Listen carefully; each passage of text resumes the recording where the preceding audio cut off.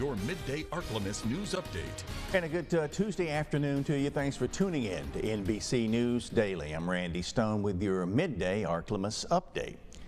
A resident of Oak Grove is currently under arrest, charged with a murder that took place over the weekend. 24-year-old Brian Freeman was arrested in West Monroe. Freeman is accused in the death of 43-year-old Casey Hayden of Oak Grove. Now, that incident happened Friday in the 700 block of Macon Front Road. Investigators identified Freeman as a suspect after doing interviews and collecting evidence. He's facing charges of second-degree murder and shoplifting.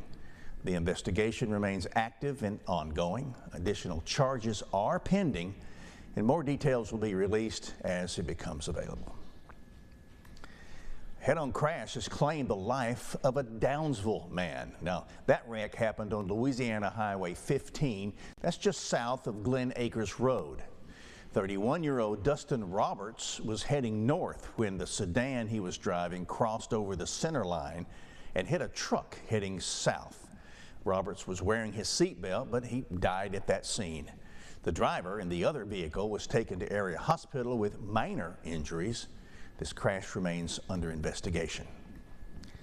And continuing our coverage of a story we brought you yesterday, state officials are denying reports that 19 ICE detainees at Angola have been on a hunger strike.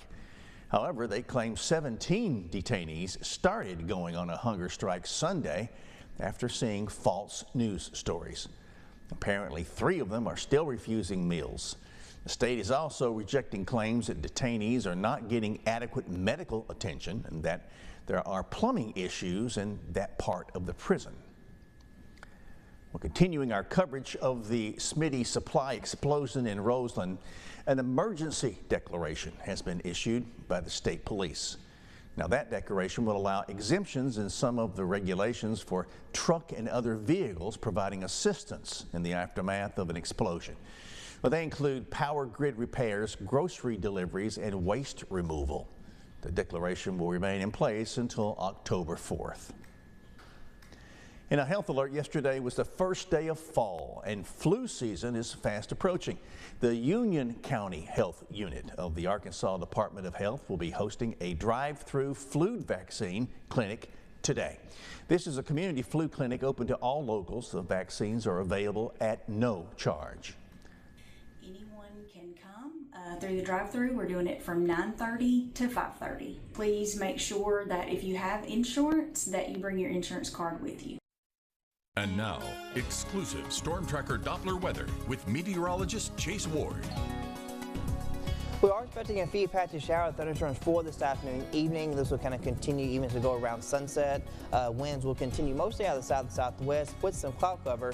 Now, as we head around midnight, we are expecting a strong line of storms to be making its way across the Ark-La-Tex area along I-30 and then kind of slowly spreading across the region. We could definitely see a gusty wind threat from El Dorado up to Camden, Magnolia. But then as we go into Wednesday afternoon, that's when that front kind of starts to move on through and we will see more patchy to scattered activity along the Mississippi River Valley that also still poses that high wind threat.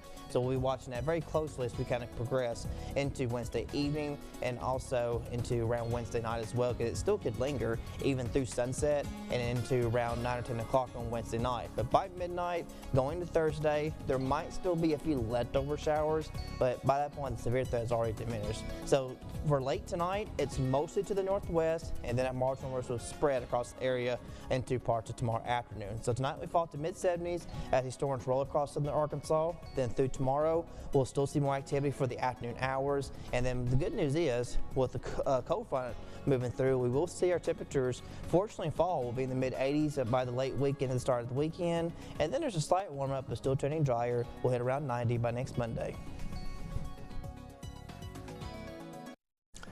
Well, that is it for our midday update on this Tuesday. NBC News Daily continues now. Be safe out there. Check on your pets and neighbors.